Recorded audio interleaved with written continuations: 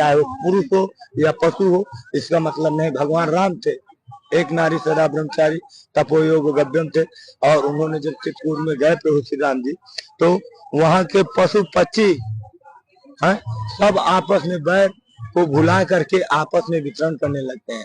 तो जब हम आपस की बैर भावना को हटा देंगे और आपस के दुर्व्यवहारों को गिरा देंगे, तो वो हमारा अनुसरण करने लगेंगे। क्योंकि राजा, उन्हें हमसे सीख लेना है, उनसे हमें नहीं। मनुज बात सचराचर रूप राशि भगवान।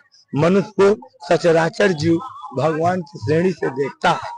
तो उस तरह के जीव जंतु जो है विवेकशील, धर्मशील, अगर संगत में आ गए, ऋषि मुनियों के आश्रमों में पड़े गए, साधु संत के स्पर्श में आ गए, तो उनका भी पाप नष्ट हो जाता है और वो भी राम राम कहने लगते हैं। प्रमाण है, गाँव सुखगन पाठ प्रवीणा, नहीं गुण गण पाठक आधीना। तोता भी राम नाम कहने लगता है। साधु असाधु सदन सुख सारी, असुमिरे ही राम दे गनगारी।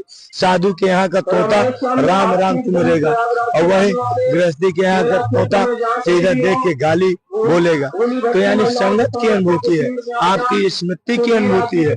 आपकी जैसी स्मृति है, जैसे आचरण है, वही राजा हमारे पुत्र करेंगे, वही हमारे देखने वाले प्रेमी करेंगे, चाहे पशु हो, चाहे पति हो, चाहे समाज हो, चाहे धर्म हो। तो इसलिए अपने आप को जगाइए और आदर्शवादी बनिए, सिद्धांतवादी बनिए, सनातनी बनिए। सनातनी स्मृति का प्रचार करिए, जिसके लिए हमें खुद जरूरत है और देश की जरूरत है। अगर ऐसा जिसने किया है, तो चाहे पशु हो, चाहे स्थान हो, उसने रंग ला दिया है। तो ऐसा नहीं है, जब खुद को कमजोर समझोगे, दूसरा तो कोई बताएगा नहीं।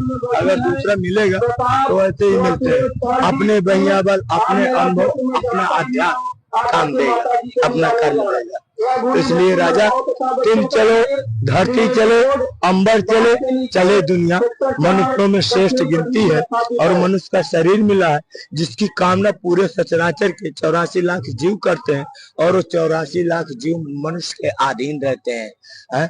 4 पगा उतना खतरनाक नहीं है जितना कि 2 पगा खतरनाक है मनुष्य। तो इसलिए मनुष्य को सोचना चाहिए कि आखिर मेरे सहारे मेरा परिवार है, मेरे समाज है, मेरा धर्म है, और इन सब को भूल करके अपनी आत्मा है, जिसको हम कभी झुठला नहीं सकते, जिसका दर्द कभी हम सह नहीं सकते, जिसको कभी हम उसे छिप नहीं सकते।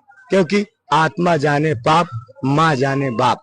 तो माँ को पता होता है कि इस पुत्र का बाप क्या है, और आत्मा को पता होता है कि हमारी संस्कृति स्मृति है या भौतिक स्मृति है।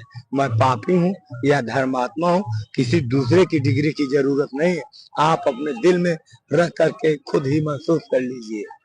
ऐसा हमारा सिद्धांतवाद है, ऐसा हमारी संस्कृति है।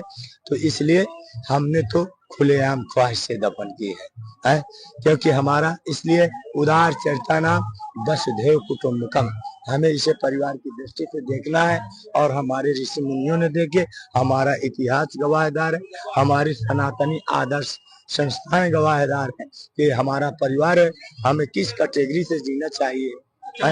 तो हम सिद्धांतवादी हैं। हर मनुष्य अपना सिद्धांतवादी बन जाए और ये हो जाए, तो कोई आर्थिक स्थिति देने वाला हो जाए, कोई प्राकृतिक देने वाला हो जाए, कोई परलौकिक देने वाला हो जाए, और आपके कुंभ मेले में सभी महान मूर्तियां उपस्थित हैं।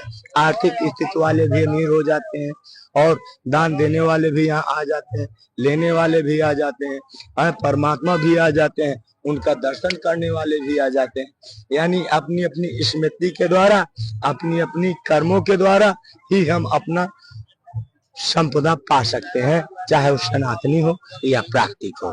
इसी के साथ साथ सभी सनातन प्रेमियों को हर हर महादेव और जय जय सीताराम। बोलो महाकुंभ प्रयागराज की जय, गंगा मैया की जय।